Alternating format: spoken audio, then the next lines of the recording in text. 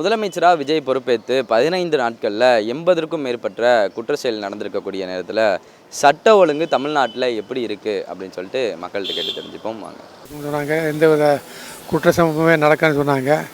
பார்த்தீங்கன்னா 13 நாளில் வந்து இடத்துல 78 நிகழ்ச்சி நடந்திருக்கு. கொலை, கொள்ளை, கற்பழிப்பு, பொது கடைக்கு கரண்ட் ப்ராப்ளம் வர அவர் ஆட்சிக்கு வந்தோடனே மக்கள் ரொம்ப எதிர்பார்த்தாங்க. அவர் சொன்ன மாதிரி வந்து 2500 கொடுப்பாங்க. இது வந்து அவர் என்னென்ன வாக்குறுதியெல்லாம் மக்களுக்கு சொன்னால் அதெல்லாம் சொல்லி அதை பற்றி வாயை திறக்கலையே. சரி, அது கரெக்டாக சரி அப்போ டைம் எடுத்துட்டா கூட பார்த்தா இப்போ பார்த்தாச்சுன்னா அன்றாடம் ஒரு கொலை நடக்காத நாளில் இப்போ கற்பழிப்பு நடக்கிற நாளில் அந்த மாதிரி ஆகிப்போச்சு. இப்போ எந்த மக்கள் வந்து ஒரு வரம்னு சொன்னாங்களோ அவங்களே வெறுக்கிற அளவுக்கு ஆகிப்போச்சு. இதே நிலமை.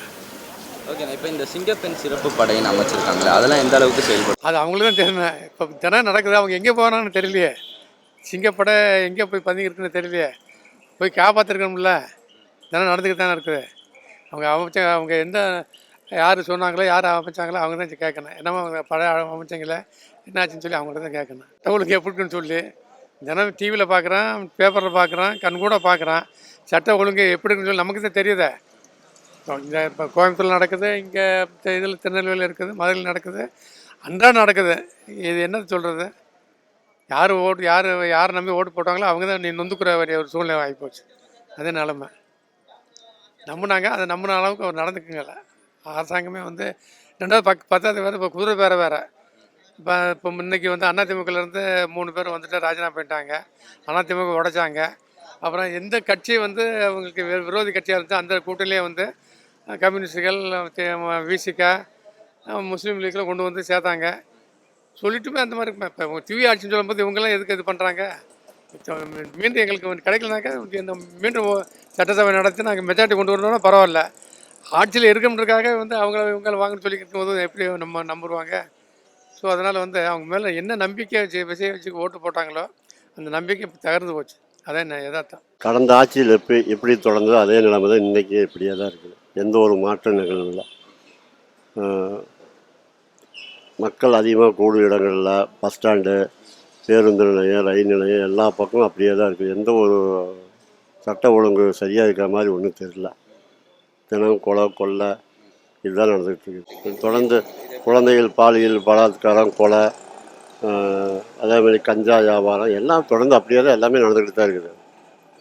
ஒன்றும் பெருசாக மாற்றம் ஒன்றும் தெரியல. அது எல்லா மாவட்டத்திலும் அமைச்ச மாதிரி தெரியல. ஏதோ தலைமைச் செயலகத்தில் அவர் ஓப்பன் பண்ணார், அதோடு சரி. மற்றபடி பெருசாக எல்லா இதுலேயும் செய்தி வர காணாமே. 39 மாவட்டத்திலேயும் அமைச்ச மாதிரி ஒன்றும் தெரில. அது எந்த அளவுக்குன்னு தெரியல. ஆனால் அதான் பெயரளவு தான் இருக்குது. நடைமுறைக்கு இன்னும் ஒன்றும் சாத்தியப்படலை. அவரை பார்க்க வந்த 41 பேர் செத்த போது கூட அவரை போய் பார்க்க போகாத சூழலில் இது வரைக்கும் மக்களை சந்திக்காமல் ஜெயிச்சதில் இவர் காரணம். ரீல்ஸில் தான் தன்னுடைய கவனத்தை முழுமையாக செலுத்தி மக்களை மதிமயக்கி இந்த இடத்துக்கு வந்திருக்காரு. இந்த சூழலில் அவர் ஒவ்வொரு மேடையிலையும் அவர் சொன்னது எல்லாமே சட்ட ஒழுங்கு சரியில்லை, அது தீய சக்தி, நான் தான் தூய சக்தின்னு சொன்னவர் 15 நாள்லாம் சொல்லாதீங்க, டே பை டே சொல்கிறேன். இந்த 15 நாளில் வாழ்க்கையில் 4 வருஷம் நடக்காத எல்லா விஷயமும் இந்த 15 நாளில் சட்ட ஒழுங்கு சந்திசீகரமாக சமுதாய சீர்கேடு, பாலியல் தொல்லை, பெண்களுக்கு பாதுகாப்பின்மை, இது போன்ற எண்ணற்ற காரியங்கள் நடந்தேறி இருக்கு. ரீல்ஸ்ல இருந்து அவர் ரியலுக்கு வரலைன்னா இந்த நாட்டை பிரித்து மேய்ஞ்சிருவேன், கலட்டி மாட்டிடுவேன், அதை அப்படி பண்ணிவிடுவேன், இதை இப்படி பண்ணிவிடுவேன்னு முன்னாடி சொன்னார். காவல்துறையை கையில் வச்சுக்கிட்டு பூச்சாண்டி காட்டுறீங்களான்னு கேட்டார். இப்போ இவர் தானே வச்சுருக்காரு, இவர் பண்ண வேண்டியது தானே. 30 கொலை நடந்திருக்கு 15 நாளில். இவர் என்ன நடவடிக்கை எடுத்திருக்காரு சொல்லுங்கள். அதாவது 5 மணி நேரத்தில் ஞானேஸ்வரங்கிறவனை அண்ணா யூனிவர்சிட்டியில் தப்பு செஞ்சான்னு சொல்லிட்டு 5 மணி நேரத்தில் கைது பண்ணி ரெட்டை தண்டனை கொடுத்தாங்க. நீங்கள் என்ன பண்ணீங்க? இப்போது 4 நாள் ஆச்சு உங்களுக்கு இதை கண்டுபிடிச்சி அதை சொல்லி அது நீங்கள் செய்கிற வேலைக்கும் நாங்கள் செஞ்ச வேலைக்கும் என்ன வித்தியாசம்? 5 மணி நேரத்துக்கும் 36 மணி நேரத்துக்கும் என்ன ஆச்சு? இதெல்லாம் சொல்லுவாங்க சார், நடைமுறையில் ஒன்றும் பண்ண முடியாது. அவன் அவன் அங்கங்கே ஏதாவது பண்ணுறதுக்கெல்லாம் ஒவ்வொருத்தனை போலீஸ்காரனை அனுப்பிக்கிட்டு இருக்க முடியுமா? அதெல்லாம் ஒன்றும் பண்ண முடியாது. மக்களாக பார்த்து மக்களாக திருந்தணும். காவல்துறையோ சிஎம்மோ வந்து ஒன்றும் பண்ண முடியாது. அவங்களாலலாம் ஒன்றும் பண்ண முடியாது. ஆனால் இவர் சொன்னார், நான் வந்தேன்னா சட்ட ஒழுங்கை சரிப்படுத்திடுவேன், பெண்களுக்கான பாதுகாப்பை வந்து உறுதி செய்வேன் அப்படிங்கிறாரு.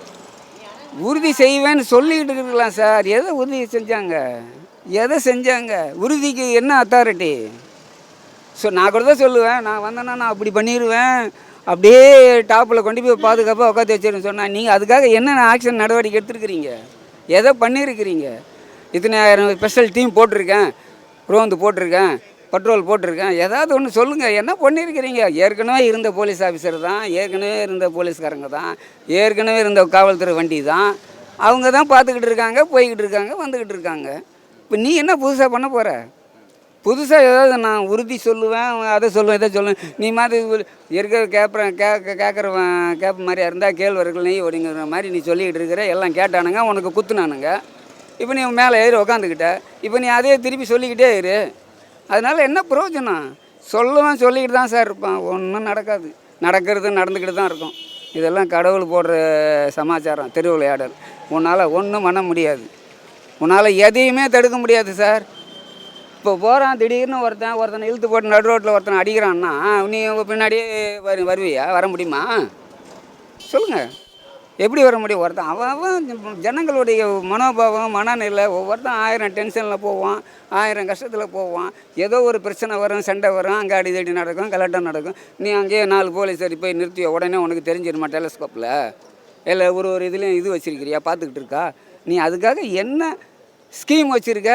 சட்டம் ஒழுங்காக சரி பண்ணுவாங்கிறது சொல்லு. அதுக்காக தான் சிங்கப்பெண் சிறப்பு படை.